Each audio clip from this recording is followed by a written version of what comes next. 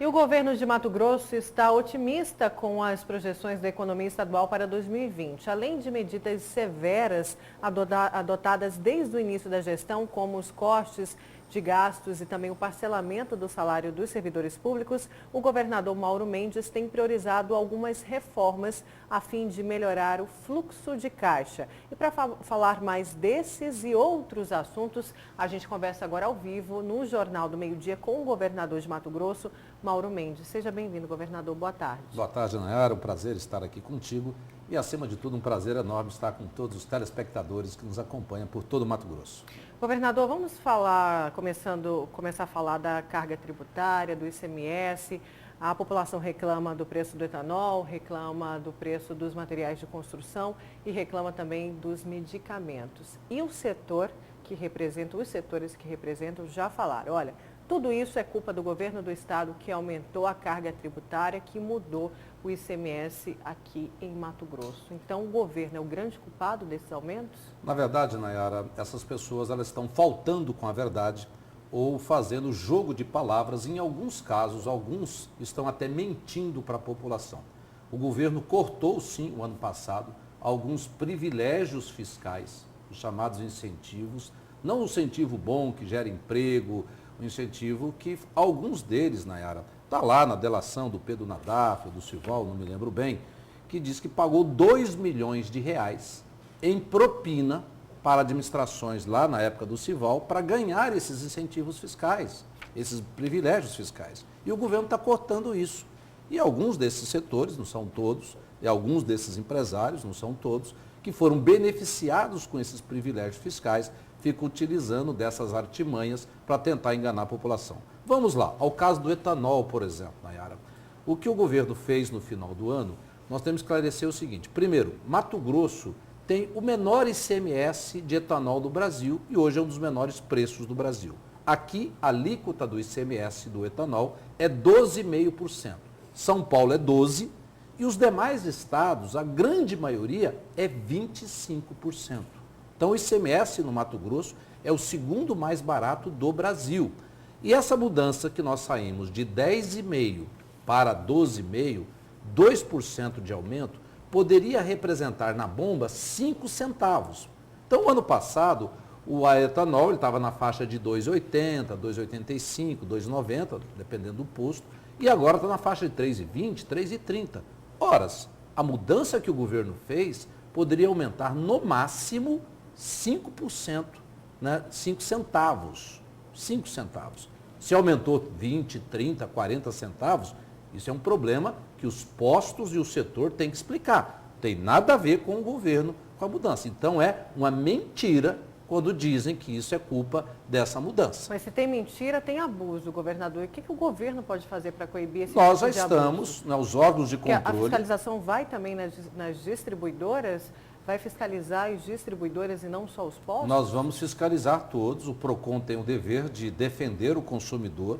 Nós já estamos pedindo ao PROCON que cumpra a sua obrigação para verificar se está tendo algum abuso aí, né, de alguns setores ou de algum empresário. Essa é a verdade. Mas sobre isso, Nayara, mais importante é que hoje nós até fizemos um desafio, mas um chamamento público para a semana que vem, na quinta-feira, nós já estamos emitindo as correspondências, os comunicados, né, para as associações, sindicatos e federações que representam.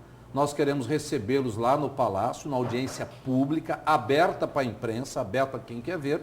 O governo vai mostrar os seus números, nós vamos mostrar quanto que custava o etanol, o que aumentou de imposto, e aí vamos explicar publicamente, e eles vão poder dar a palavra, por que o etanol subiu tanto como subiu em Mato Grosso. A culpa vai ficar com o governo ou com alguns que aumentaram o mar de lucro, ou que se explique aí por que aumentou. Isso não tem nada a ver com a mudança que o governo fez na redução desses incentivos fiscais. O senhor falou em corte de privilégios. Por que o governo, então, deu isenção fiscal de quase 7 bilhões de reais para este ano? Isso não é privilegiar os empresários e não beneficiar, por exemplo, um setor que tanto reclama, que é o setor do funcionalismo público, governador? Na verdade, Nayara, esses chamados incentivos fiscais, talvez você, a população, não saiba, que que alguns remédios no estado de Mato Grosso não paga, isso não é uma isenção dada pelo governo, é a nível do Brasil. É do governo federal. Do governo federal, só que a gente tem que contabilizar isso aqui.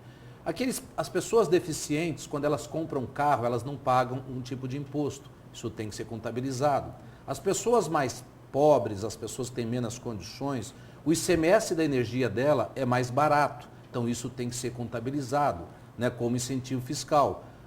Os produtores rurais, eles pagam um ICMS menor, né, do que você que mora na cidade. Então isso é considerado um incentivo fiscal. Então existem dezenas de incentivos fiscais que ele atinge diretamente o consumidor, o cidadão, alguns setores, e não necessariamente dado para o PRODEIC.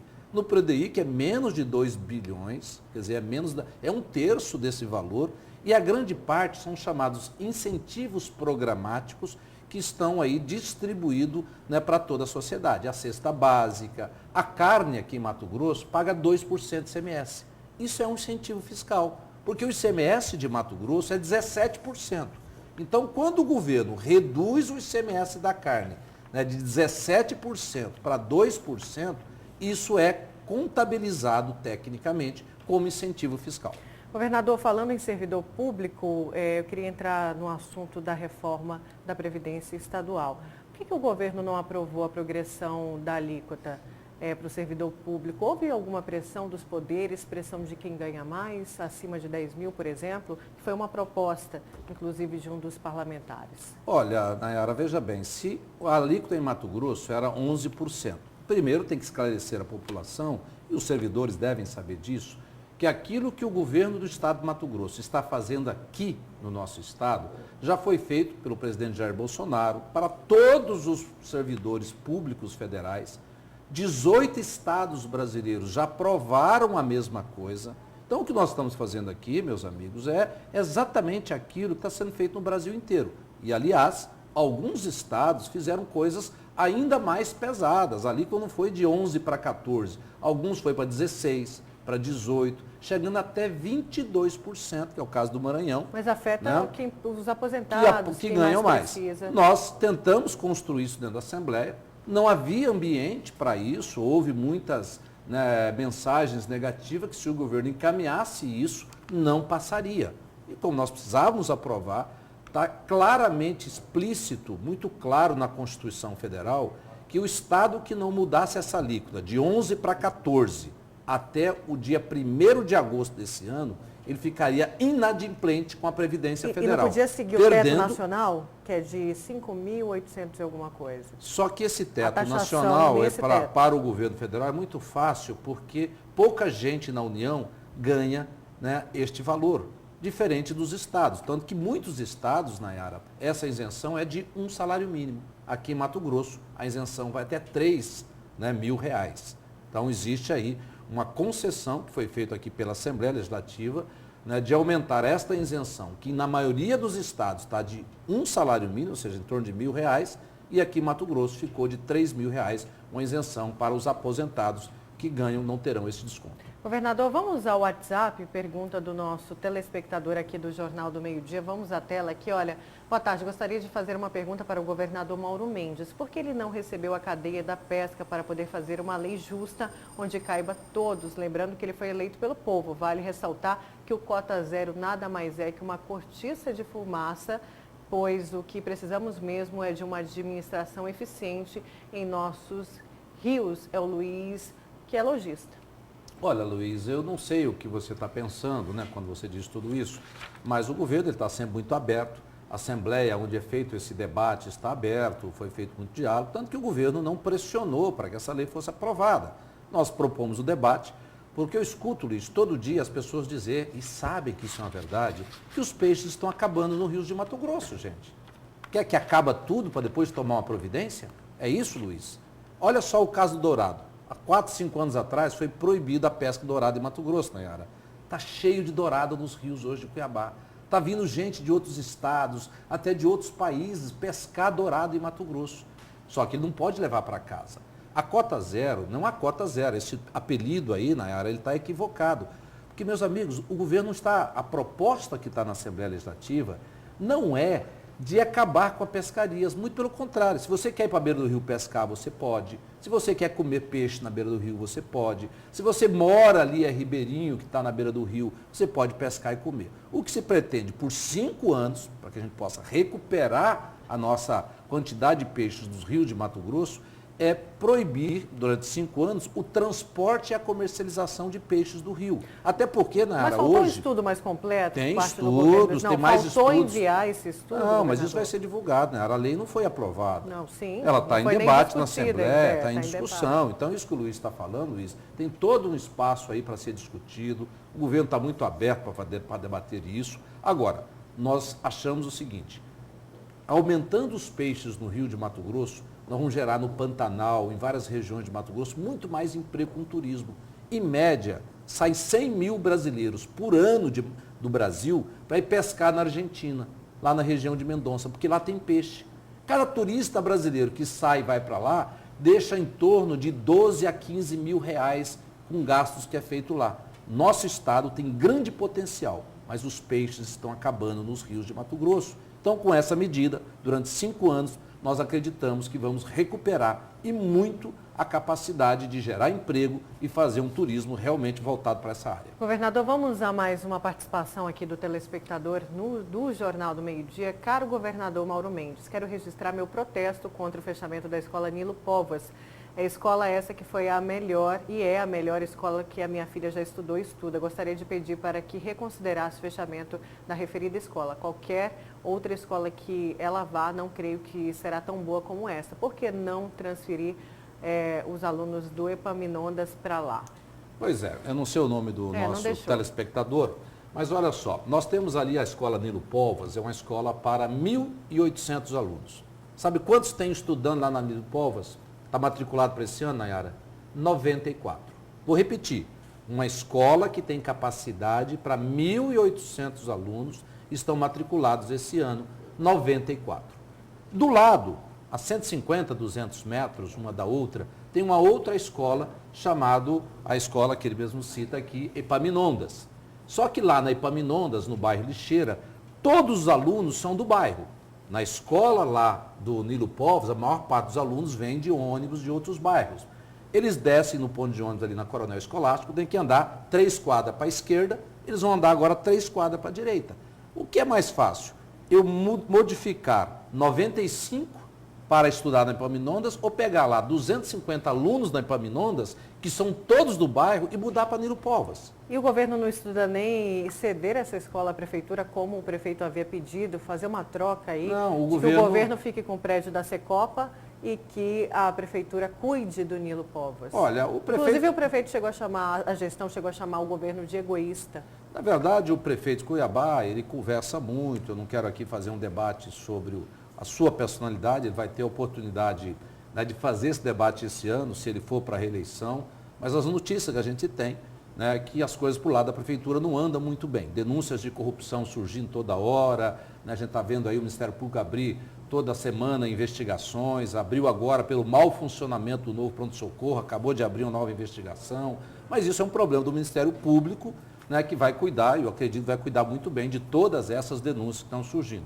Ele, por exemplo, deixou fechar o pronto-socorro, a Santa Casa em Cuiabá, um hospital de mais de 200 anos, e a Prefeitura de Cuiabá deixou fechar, ficou 60 dias fechado. O governo teve que ir lá e reabrimos, está funcionando agora como hospital estadual, atendendo a Baixada Cuiabana e a todo o estado de Mato Grosso, né, melhorando a saúde pública. No caso do Nilo Povas, né, nós temos uma utilização, não é que vai fechar o Nilo Povas. Esses 95 alunos vão ser transferidos para o Epaminondas, porque lá já tem 250, e nós vamos transferir outras unidades, e algumas delas, né, nós estamos pagando aluguel.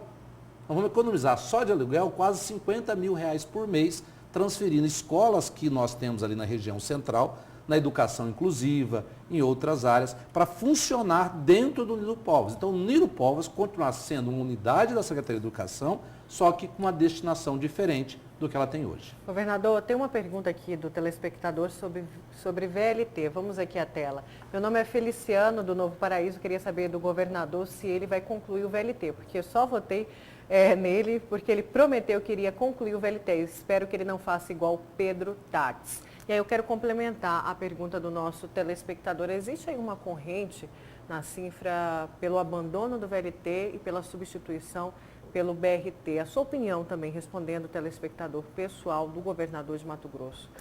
O senhor quer o VLT?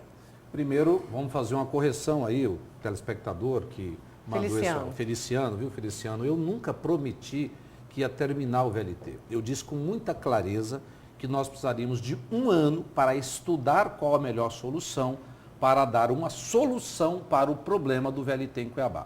Porque ele parou lá em 2014, início de 2014, final de 2013, ficou durante todo esse período do governador anterior, Pedro Táxi, que durante umas 6 ou 7 vezes anunciou publicamente a retomada da obra, marcaram data e nada aconteceu. E nós falamos, precisamos de 1 ano para estudar. Lamentavelmente, e aí eu peço desculpa, mas isso não depende de mim, não é uma solução que vai brotar da minha cabeça. É um estudo técnico, sério, responsável. Eu pergunto a você, Feliciano, quanto vai custar a tarifa do VLT? Você sabe? Eu, como governador, até hoje não sei, porque os estudos não terminaram, não conseguiram concluir esses estudos. Eu já ouvi falar que vai custar R$6, R$7, R$8. E aí, a população vai pagar 6, 7, 8, 5 reais para andar de VLT? Então o senhor não acha viável? Então, nós temos que, primeiro, nós temos que saber qual que é verdadeiramente, Nayara, este número. E até agora, nesses anos todos, ninguém colocou isso na mesa. O governo federal está terminando os estudos. Nós tivemos que contratar um negócio chamado, que nunca fizeram, Origem e Destino, atualizar o número de passageiros do transporte coletivo no sistema Cuiabá-Várzea Grande, em cima de dados reais, verdadeiros e concretos, mostrar para a população qual que é este número.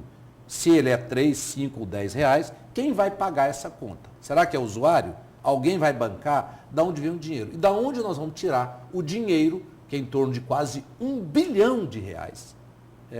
2, 3 vezes aquela Mega Sena de final do ano, 3 vezes a Mega Sena de final do ano. Da onde vai sair esse dinheiro? O governo não tem esse dinheiro. Hoje não tem. Então, gente, é com verdade, é uma discussão clara. Não é esse negócio de eu acho, eu quero. Eu quero tudo, né? Gostaria de terminar o VLT, fazer, né, todos os asfaltos em Mato Grosso, asfaltar todos os municípios. Mas temos dinheiro para isso? Da onde vai vir o dinheiro?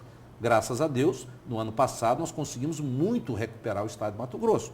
Todo mundo sabe como nós iniciamos o ano de 2019, né? Salário atrasado, 13º atrasado, o estado devendo para Deus e todo mundo, e ao longo do ano nós conseguimos melhorar muito as contas públicas e já estamos fazendo muitas obras aí em todo o interior de Mato Grosso, inclusive aqui na capital. Nós terminamos ali o córrego do Barbado, a saída da Guia, asfaltos nos bairros de Cuiabá, que eram responsabilidade do governo. Nós estamos conseguindo fazer o dinheiro público render e devolver serviços para a nossa população. Agora, governador, sobre a eleição suplementar ao Senado, Carlos Fávaro, Gisela Simona e Otaviano Pivetta, são 3 nomes que já se posicionaram, que já falaram que são pré-candidatos e são ligados ao governo do estado. Quem Mauro Mendes vai apoiar? Primeiro, Nayara, nós vamos esperar, né, essas definições de candidaturas. Acho que todo candidato merece o respeito, né, se está se colocando. Ele vai ter que conquistar, não é o meu voto de governador, vai ter que conquistar aí, neutro o senhor não vai ficar. 300, 400, 500 mil votos, né, para ser senador.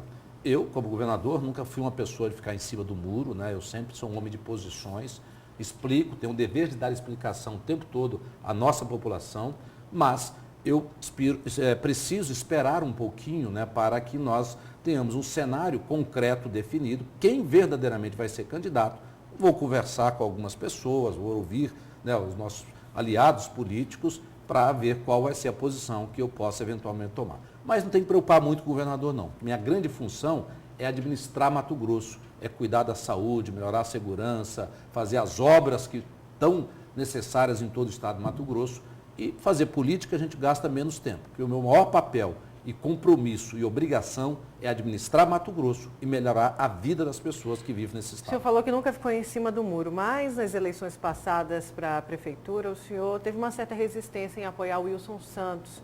E hoje o seu partido quer o tucano Wilson Santos junto do governo, quem sabe até mesmo para as eleições municipais. O senhor confirma, realmente vem tendo essa conversa com o Wilson Santos? É possível ter uma nova aliança? Olha, Nayara, eu também, você tomar uma decisão que você não vai entrar num pleito eleitoral é uma decisão. Ninguém é obrigado a participar de uma eleição, declarar voto. O voto é um direito, né, íntimo, intransferível que todo cidadão tem. Agora, eu vou analisar o cenário e tomar uma decisão. Com relação ao deputado Wilson Santos, né, ele é um deputado federal eleito, né? Ele Estadual. nos últimos meses, deputado estadual, nos últimos meses aí ele tem, né, defendido posições semelhantes a que o governo defende. Foi isso que votou mudou a posição, coisas boas para o estado de Mato Grosso, votou favoravelmente a projetos que atendem a maioria da população. A maioria da população. E democracia é isso, é fazer o que é melhor para a maioria. Não tem uma decisão que vai agradar 100% da população.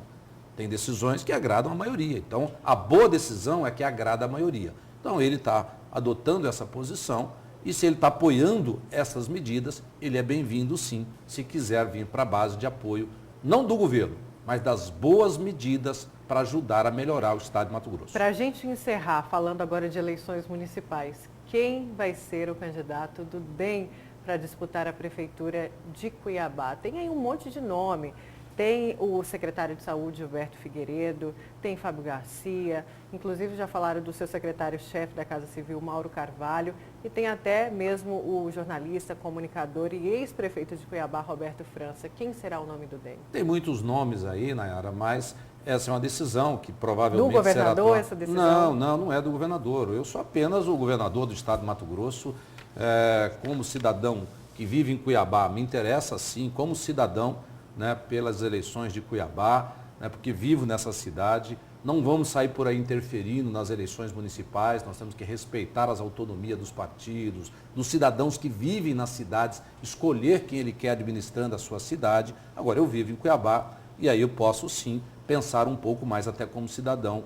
E essa decisão não será minha como governador, será de um grupo político no qual eu pertenço. Nós vamos tentar escolher um bom nome que possa ser honesto, competente, trabalhador, que trabalhe mais e fale menos, porque eu detesto político que conversa muito, trabalha pouco e mente bastante. Então, quem que é o político esse perfil, político com esse perfil, Nayara, não tem a menor chance comigo. Então, nós vamos trabalhar para oferecer à nossa sociedade cuiabana, né, um perfil de gente séria, honesta e que possa ajudar Cuiabá a continuar melhorando, como nós fizemos no período que estivemos lá. Governador, muito obrigada pela sua vinda aqui no Jornal do Meio-Dia. Uma ótima tarde. Obrigado, Nayara. Foi um prazer estar aqui contigo e com todos os telespectadores que nos acompanharam aqui nesse momento. Uma boa tarde a todos e um bom final de semana.